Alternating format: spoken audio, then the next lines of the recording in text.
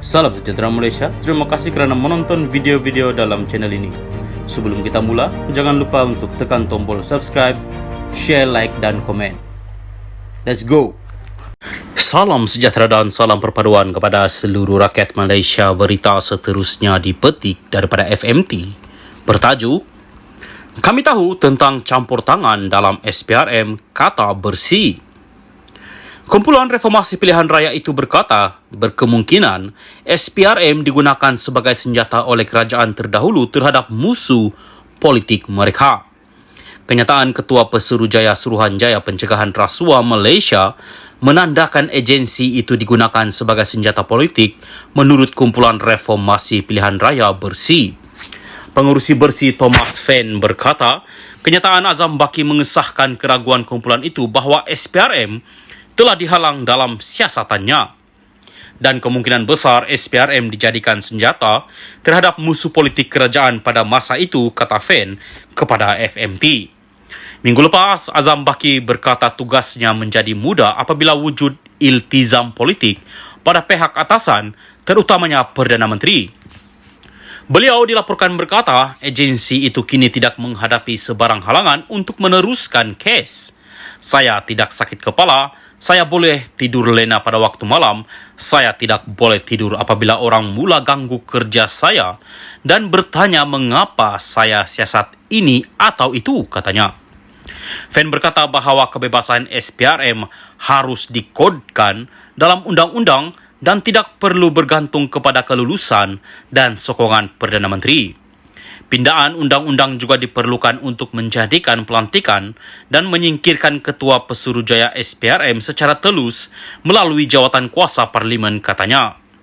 Beliau berkata, Perdana Menteri Anwar Ibrahim boleh memberikan jawatan kuasa Parlimen kebebasan untuk memeriksa dan menyenarai pendek calon berpotensi. Ketua Pegawai Eksekutif Pusat Membentras Rasuah dan Kronisme C4, Puspan Murgia berkata SPRM harus menjalankan tugasnya tanpa rasa takut atau pilih kasih tanpa mengira beratnya kes yang mereka siasat. Sepatutnya tidak ada pengumuman bahawa SPRM sedang mengejar kes berprofil tinggi. Sekiranya terdapat bukti rasuah yang mencukupi, menjadi tanggungjawab mereka untuk memastikan mereka menjalankan tugas mereka, katanya. Pushpan berkata pada masa ini, terdapat defisit amanah dalam kalangan orang ramai kerana wujud dakwaan berlaku campur tangan politik. Beliau berkata tuduhan sedemikian menunjukkan perlunya SPRM diletakkan di bawah pengawasan Parlimen secepat mungkin. Hanya melalui pembaharuan yang betul barulah boleh imejnya ditambah baik, katanya lagi.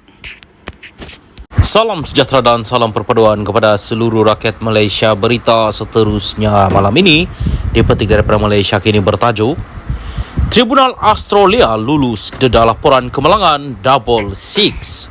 Berita penuh, Tribunal Rayuan Pentadbiran Australia di Sydney telah membenarkan pendedahan semua laporan negara itu mengenai nahas pesawat 1976 yang mengorbankan 11 orang. Peguam bekas Ketua Menteri Sabah Haris Mohamad Saleh mengesahkan perkara itu kepada Malay Mail.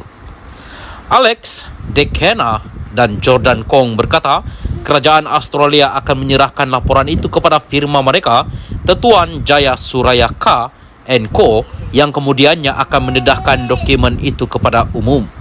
Namun, mereka tidak dapat mengesahkan bila tarikh laporan itu akan diberikan kepada mereka. Malay Mail memetik dokumen yang menyatakan bahawa Tribunal Australia membuat keputusan untuk mengeluarkan laporan negara itu mengikut Seksyen 40 Akta Arkib Australia 1983. Seksyen 40 Akta itu membenarkan permohonan dibuat untuk mengeksis arkib negara. Haris memfailkan permohonan pada 12 Mei tahun lalu kepada Arkib Negara Australia untuk mendedahkan laporan tersebut. Laporan Australia yang dikeluarkan itu termasuk laporan pasukan penyiasatan GAF setebal 50 halaman, juga dikenali sebagai rekod B5535. Laporan dua bahagian pelengkap yang dikenali sebagai rekod B638 juga akan dikeluarkan. Malaysia juga telah menukar status dokumen laporan siasatan persekutuannya mengenai tragedi itu awal bulan ini selepas Mahkamah Tinggi Kota Kinabalu mengeluarkan perintah mandamus mengarahkan kerajaan untuk memulakan langkah yang diperlukan untuk membuat laporan itu kepada umum. Antara mereka yang terkorban dalam nahas pesawat 6 Jun 1976 juga dikenali sebagai tragedi Double Six ialah Ketua Menteri Sabah ketika itu Fuad Stephen, selain Menteri Negeri ketika itu Saleh Sulong, Peter Mojuntin dan Chong Tian Vun. Turut terbunuh pembantu Menteri Negeri Darius Binoin, Setiausaha Tetap Kementerian Keuangan Sabah Wahid Peter Andau, Isak Atan, Setiausaha Pribadi kepada Menteri Keuangan ketika itu Tengku Razalik Hamzah, Said Muhammad, pengawal pribadi Fuad, juruterbang Gandhi Nathan dan anak sulung Fuad Johari Stephen. Laporan penyiasatan persekutuan yang didedahkan menyebut tiada unsur sabotaj ditemui, menyimpulkan bahawa kemalangan itu paling berkemungkinan berpunca akibat pusat graviti pesawat tidak seimbang. Laporan itu juga menunding jari kepada juruterbang penerbangan Gandhi Nathan yang digambarkan sebagai mempunyai rekod prestasi yang tidak bagus. Anak lelaki Gandhi, Nizam pula mendakwa terdapat banyak percanggahan dan kelemahan dalam laporan siasatan persekutuan Malaysia. Nizam berkata hampir mustahil untuk mengesahkan ketetapan kaedah penyiasatan yang digunakan dan integriti pasukan penyiasat kerana laporan itu hanya dikeluarkan hampir 5 dekad selepas kejadian itu. Bagaimanapun, dia berkata bahawa laporan Australia mengenai nahas tersebut juga tidak mungkin memberikan banyak jawapan dari segi jawapan kerana ia dilakukan oleh kerajaan negara itu.